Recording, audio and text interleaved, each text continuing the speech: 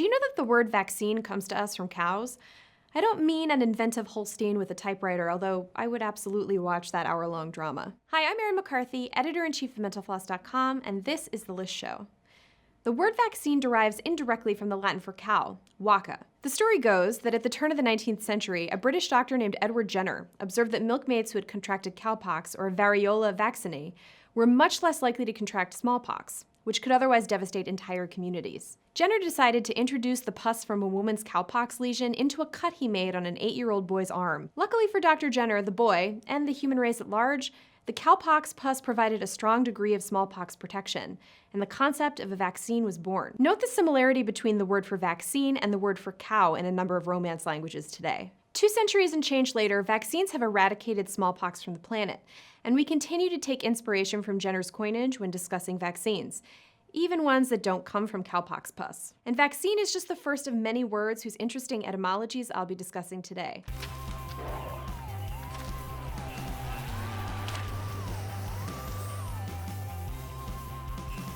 The word clue is a variant of clue, meaning ball of thread or yarn, according to Merriam-Webster. It comes to us from Middle and Old English, and it isn't a reference to a kitten detective, also a show I would watch. The ball of yarn in question is a handy method for finding your way out of a labyrinth, as Greek mythology's Theseus did after killing the Minotaur. Before I go on, let me just say, etymologies can be hard to establish beyond a doubt. Academic disagreements often exist, and misinformation is rampant. In the case of vaccine, for example, later genetic testing revealed that those first vaccines may have actually been using a virus closely related to horsepox, not cowpox. Maybe we should be referring to equination campaigns today, but when it comes to the sprawling way that language develops, it can be hard to get the horse/cow back in the barn. So in this video, I'm not necessarily going to try to trace every word back to its ultimate origin point. Instead, I'll try to share at least one cool way station each word made on its journey to the present day. With that caveat out of the way, and for no particular reason, let's talk about the etymology of the phrase cop-out.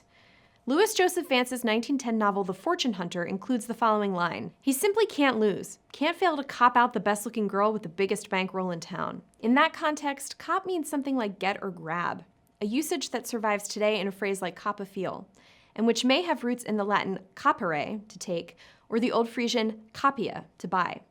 Old Frisian, by the way, is a West Germanic language that some linguists consider a close relative of Old English. Anyway, eventually one of the main things people were copying was out of further trouble by entering into something like a plea deal after being caught committing a crime. Today, a cop-out can mean any type of excuse or evasion to avoid trouble or responsibility. If you've ever gotten the tingles while getting your hair washed at a salon, the origin of the word shampoo will make sense to you. It comes from a conjugation of the Hindi verb kampna, or shampna, meaning to press or knead muscles. A 1762 account from an officer of the East India Company abroad describes the process of being shampooed, which was a vigorous, full-body massage done alongside hair washing. The word, if not the full custom, was exported to England, where its hair-specific meaning coalesced. And by the way, please don't close your eyes and coo while your hairdresser massages your scalp. Nobody wants that. The term nightlife doesn't require a ton of explanation. It's life that happens at night. But it is kind of neat to realize that the word's first known appearance in English was in Herman Melville's Pierre, or The Ambiguities. Melville describes his character, Pierre, looking for a cab late at night. He turns off a side street and finds himself suddenly precipitated into the not yet repressed noise and contention, and all the garish nightlife of a vast thoroughfare. The subject of words coined by authors can often be a tricky one, since there's a difference between a writer inventing a word and just being the first one to have been recorded using it. Here, though, are some words we can reasonably believe were created by notable scribes. Lewis Carroll's Jabberwocky has a character chortle and joy. It seems Carroll combined chuckling and snorting to build a new, intuitively understood verb. John Milton constructed the word pandemonium out of the Greek root pan, or all, and daimonium, from the Latin for evil spirit. The Pandemonium in Paradise Lost was a place for all the demons, which makes sense as a name for what was basically the capital city of hell. It was the opposite of a pantheon, or a place for all the gods. Pandemonium was used in something more like its modern context in the Cheltenham Chronicle in 1819, when a writer invited his audience, "Let any man in his senses take a view of the riot, the confusion, the fury, the pandemonium of hatred, discord, and all bad feeling, let loose in the late contest for Westminster." A writer is also responsible for the word robot, but in this case, the word was coined not in an epic poem, but in a play. In Karel Čapek's 1920 hit R.U.R., or Rossum's Universal Robots in translation, Chopik needed a word for the mechanical beings who go on to world domination in his story. After originally toying with the idea of using the Latin labori, or labor, as a departure point for labeling his soulless workers, Chopik's brother pointed him to the word robota, a term that, in Czech, is used in regards to serfdom. And it's actually in regards to the Central European system of serfdom that English had picked up the word robot decades earlier. That explains this wonderful line from a discourse about politics in 1855, long before the word was applied to mechanical beings. The Austrian government has suppressed the robot. This next author-coined word is a Mental Floss favorite, or the bane of our existence, depending on the mood you catch us in. Today, factoid is often used to mean a short, somewhat trivial fact, the kind of thing a website devoted to curiosity and fun facts often shares. When Norman Mailer coined the term, though, he explained it as facts which have no existence before appearing in a magazine or newspaper, not so much lies as a product to manipulate emotion in the silent majority. If you're interested in just the facts, you may want to know that the word fact comes to us from a verb meaning to do. The past participle of the Latin verb facere is factus, meaning done. As a noun, that becomes factum, or an event, occurrence, deed, achievement. The modern meaning of fact, something known to be true, implicitly contrasts things that are only claimed to have happened with something that has actually occurred. This next word has a pretty well-known etymology, but it's too good to omit from this list. Whiskey, the cause of and solution to at least some of life's problems, comes from the Gaelic Uisce Beatha, or water of life. When ships arrived in Venice during the 14th century, they were sometimes required to spend 40 days in port to suss out any possible cases of plague. In Italian, 40 days is 40 giorni, requiring just a short linguistic hop to the English quarantine. Italians may have been on the right track with quarantine, but they sort of missed the mark with malaria. The term can literally be translated as bad air, reflecting the one-time belief that the disease was caused by dangerous fumes from swamps. Though to be fair, air that's beset by parasite-carrying mosquitoes definitely qualifies as bad air of some kind. Mortgage comes from the Old French mortgage, the roots of which in literal translation mean something like dead pledge. But despite what you might have read online, that's probably not because you'll be paying off your mortgage the rest of your life. Sir Edward Coke may have gotten closer to the mark in his Institutes of the Laws of England back in 1628. Coke understands a mortgage as a sort of standoff, destined to end either when the borrower fails to pay, thus rendering the property dead to him, or when payment is delivered in full, in which case the agreement is dead to the lender. You might read that checkmate comes from the Arabic al-shamata, meaning the king died, but if you play chess, you recognize that this doesn't totally track. I guess it's subjective how we're supposed to interpret the personal narratives of the inanimate pieces of a chessboard, but the king doesn't exactly die at the end of a game of chess, does he? A more plausible explanation for the word was offered back in 1938 by M.E. Moghadam in the Journal of the American Oriental Society. Moghadam explained that the Persian shamat, meaning something like the king is left without a way to escape, seems a better reflection of both chess gameplay and the historical tradition of capturing a warring monarch, rather than killing him as soon as possible. Of course, I'm sure some sinister warriors throughout history killed a king at first glance. Rules of war be damned. But were those warriors left-handed? That apparent non sequitur is actually a nod to sinister's etymology. It comes from a Latin word that means on the left side, a remnant of an outdated association between left-handed people and wickedness or other unsavory traits. That somewhat confusing anti-lefty bias may have roots in pure percentages. Most of the population was, then as now, right-handed. Christianity might also have played a role. The book of Matthew says that Jesus will divide the nations like a shepherd divides his sheep from his goats, with the presumably pious sheep sent to the kingdom of heaven on the right, and the cursed goats, along with everything they own, going in a box to the left. I may have conflated some text there, but you get the point. The righty-lefty divide shows up in other etymologies.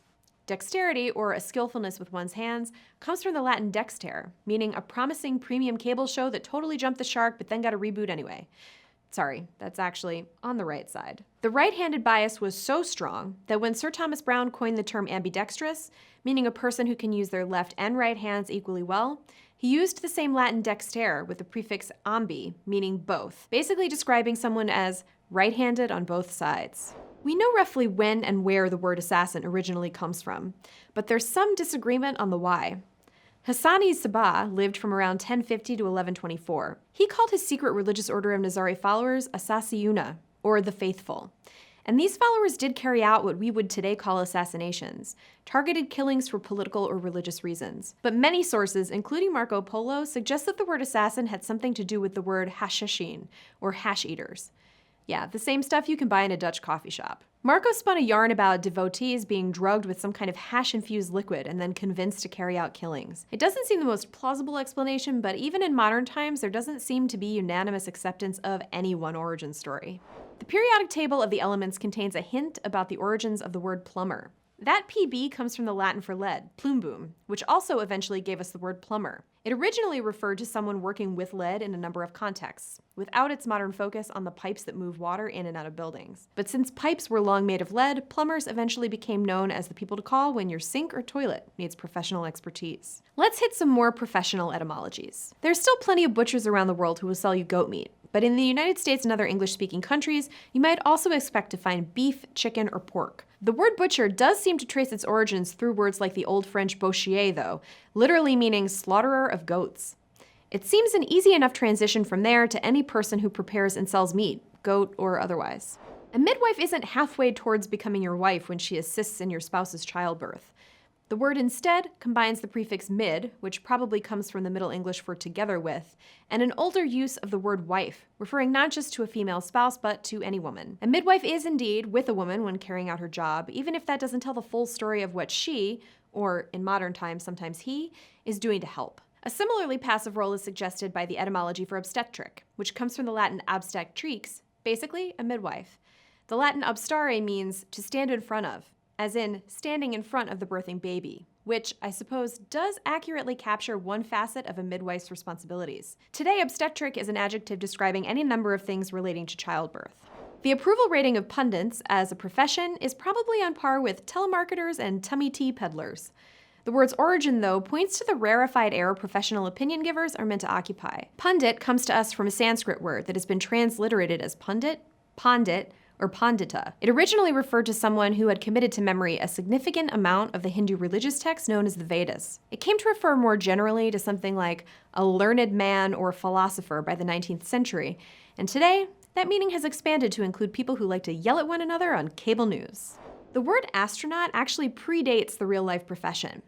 It was used to refer to a spaceship, not a person, in Percy Gregg's Across the Zodiac back in 1880. When referring to a person who explores space, a similar word in French, astronautique, was coined by science fiction writer Joseph-Henri Honoré Beau in 1927. The word's Greek roots give it the literal, if still quite poetic, meaning of something like star sailor. You might think juggernaut has a similar Greek root, but it actually derives from Hindi. Jagat for world plus nata for lord or protector gave us Juggernauts, roughly Lord of the World, a Hindi deity. One story for how that specific usage led to our current understanding of the word involves the annual chariot festival that took place at the Juggernauts temple in Puri, India. Reports of pilgrims being crushed under the procession of chariots may have given rise to Juggernauts' meaning, as a massive inexorable force, though those reports may have been the product of a biased perspective from Western sources, rather than an accurate accounting of events.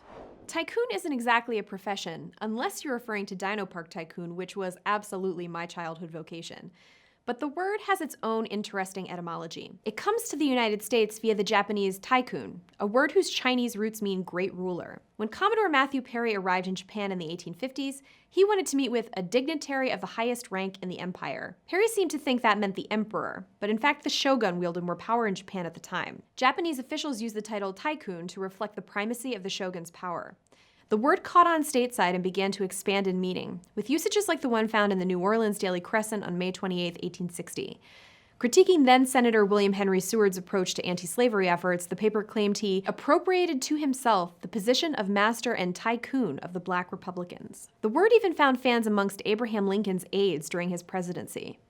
They took to calling him the tycoon in letters and diary entries. Around the same time as Honest Abe's Honest Aides were writing about the tycoon, an African elephant was being exhibited at France's Jardin des Plantes that would eventually become known as Jumbo. And though Jumbo's tumultuous life as a celebrity pachyderm may well have popularized the word jumbo to mean anything very large, it's not necessarily where the word originally comes from. It was used to describe someone or something clumsy as early as 1823, and its use as slang likely predates that written record. In the United States, at least, few people want to be called a Nimrod. But once upon a time, it meant you were a hunter, in the vein of the Old Testament's Nimrod. Even today, Nimrod is a fairly common name in Israel. How it came to be a synonym for doofus in English is unclear. It could be through irony. You know, you're talking about your foolish hunting buddy Mike. Yeah, he's a real Nimrod. Or perhaps because the biblical figure Nimrod is sometimes, though not in Genesis, said to be associated with the ill-fated attempt to build the Tower of Babel. Whatever the origin, it's often stated that Bugs Bunny helped popularize the derogatory meaning of the word when he lobbed it at everyone's favorite hapless hunter, Elmer Fudd. But no one ever actually mentions which tune that was in. During our long and exhaustive research, which required much popcorn, we found that Daffy actually calls Elmer Nimrod in 1948's What Makes Daffy Duck. Bugs used it in a reference to Yosemite Sam 3 years later in Rabbit Every Monday. That being said, there are a lot of cartoons, so if you have any that we should watch to solve this mystery, leave them in the comments. Bugs wasn't talking shades of red when he accused Elmer of being a maroon, and he wasn't calling him a chestnut either. That is where we get the word maroon from, though, from the French couleur marron, referring to a marron or chestnut. Many other colors take their names from objects in the world. Crimson, for example, can possibly be traced to the Proto-Indo-European crimis, or worm, reflecting the fact that the color was once produced by crushing a specific type of worm. Chartreuse owes its existence as a color to a liqueur of the same name, which was once made by Carthusian monks. And orange comes from, well, oranges. Its predecessors include the Middle French orange and the Sanskrit narangas. But what's really interesting to note is that English didn't really have a word for this color for centuries. Geoffrey Chaucer, describing a fox in Nun's Priest's Tale, went with the phrase betwixt yellow and reed. Yellow reed, or yellow red, was a somewhat clumsy Old English construction that basically served the linguistic function of today's orange for almost a millennium, as David Scott Caston and Stephen Farthing point out in an essay on LitHub. Only once the fruit became widely available in Europe did the color start to infiltrate the continent's languages. Dolphins are mammals, so it makes sense that the word dolphin comes from the ancient Greek delphis, or womb. But it's not 100% certain that the name dolphin came about because it seemed like a fish with a womb. Some believe that dolphins are actually shaped like a human womb, and other explanations suggest that the womb in question refers to a special bond between humans and dolphins, who did seem especially esteemed in ancient Greek culture. I'm going with fish with a womb, but what do I know? Porpoise, by the way, basically means pigfish. Orangutan, on the other hand, goes back to the Malay orang-utan, meaning man of the woods. This would have been a more provocative title for Justin Timberlake's last album. There are a number of words that derive from specific individuals. A dunce was once a descriptor for an acolyte of the Scottish theologian John Duns Scotus. As Duns's ideas fell out of favor, the word came to its present-day pejorative meaning. As Merriam-Webster describes it, a slow-witted or stupid person. Gerrymandering is the practice of drawing political districts in an attempt to benefit a certain political party or constituency. The word comes to us from Governor Elbridge Gerry and a salamander. Or, more accurately, from the misshapen district that appeared in Massachusetts while Gerry was governor, which some claim to look like a salamander. One origin story for the word says that the poet Richard Alsop coined it at a dinner party in 1812. That's hard to confirm, but there is a record of Alsop's sometime collaborator Elkanah Tisdale drawing the gerrymander as a satirical comic in an 1812 issue of the Boston Gazette. You can boycott a company whose principles you disagree with by refusing to offer them your business. But the original boycott may have been a bit more like a boycott-strike hybrid. Retired British Army officer Captain Charles Boycott was managing the property of an absentee landlord in late 19th century Ireland. A rent dispute between Boycott and the farmers tending the land led the tenants to stop working the fields and to shun the Englishmen en masse. Local businesses followed suit, and Boycott, rich in status but poor in access to useful resources like food, was driven out of town. The saxophone takes its name from its inventor, Adolphe Sax. Nicotine, the addictive poison in tobacco, owes its name to the French diplomat who brought tobacco plants to France, Jean Nicot. It's generally agreed that the word silhouette comes from the French author and politician Etienne de Silhouette. But how that man lent his name to a particular style of image is a bit hard to say. On his website Word Histories, the French teacher and linguistics enthusiast Pascal Tréjour lays out a number of theories, and finds himself most convinced by the version offered by an 1869 edition of the Journal officiel de l'Empire français, that Etienne de Silhouette himself pioneered the technique of drawing portraits in the silhouette style. This account claims that de Silhouette covered rooms of his castle with silhouette drawings, but as the castle was destroyed by a fire in 1871, it is unfortunately unverifiable today. German inventor Rudolf Diesel invented the diesel engine, Israeli Major Uziel Gal designed the Uzi submachine gun, and Frenchman Louis Braille developed the original Braille system for reading and writing, inspired by his own needs as a blind man. We've mentioned a number of Greek roots already, so it should come as no surprise that a number of English words are related to Greek and Roman mythology. It's worth pointing out, though, that it can be difficult to know whether the mythological figures predate the words themselves, or if the myths are merely attempts to personify the words. So while these might not all be etymologies in the strictest definition of the word, I think we can fairly rarely say that the myths played a pivotal role in popularizing and spreading the various words they're connected to. Plus, they're just plain fun stories, even if it is hard to track the chronology. Chronology, incidentally, comes to us from the Greek chronos, or time. Cronus, who is not necessarily synonymous with the leader of the Titans, Cronus, was the Greek personification of time. We all know what an echo is. The story of the nymph Echo points to that meaning. According to Ovid's Metamorphoses, Jupiter's wife Juno condemned Echo to only speak the last words spoken to her. Echo was scorned by the hunter Narcissus, who famously fell in love with his own reflection. This story provided inspiration to German psychiatrist Paul Nacke to coin the term that would, in English, become narcissism. Nacke used the word to describe a person who treated their own body as if it were a sexual object, in lieu of having sexual desires for other people, in the words of psychologytoday.com. In the ensuing years, the meaning of the word expanded through its use by figures like Sigmund Freud. Today, it can be used in reference to anyone with excessive egoism or a tendency to megalomania. Sometimes a cigar is just a cigar, but sometimes it's a cicada, at least according to one of the more popular theories about cigars' etymology. The Spanish word for cigar, cigarro, is a lot like the Spanish word for cicada, cigarra. This has led some to speculate that cigars were named for their rough resemblance to the cylindrical bug. A more plausible explanation, to my mind at least, is that cigar comes from the Mayan word sicar, meaning to smoke. If you call your cigar a stogie, you have the township of Conestoga, Pennsylvania to thank. Some say that's because an early cigar factory was built in the area, but more sources seem to think it has to do with the smoking habits of the men who drove so-called Conestoga wagons. The Oxford English Dictionary says that the Greek ancestor of the word oregano, oreganos, is probably a loan word, as the plant itself comes from Africa. But Greek speakers came up with a pretty convincing folk etymology for the word based on its sounds. Aure means mountain in Greek, and ganos means brightness or joy, giving the word a perhaps apocryphal but still evocative meaning as something like joy of the mountain. The word tulip comes to us through a Latinized version of the Turkish word for turban, tulband, according to the Amsterdam Tulip Museum, presumably because the shape of the flower resembles some versions of the headwear. Daisy comes from the Old English phrase die as a gay, or day's eye, a nod to the flower's habit of closing up at dusk and opening at dawn. Orchids may be beautiful, but their etymology isn't quite so poetic. The word comes from the Greek orchis, for testicle, thought to reflect the shape of the plant's underground storage organs. In Middle English, in fact, the plant was known as the bollock-wort.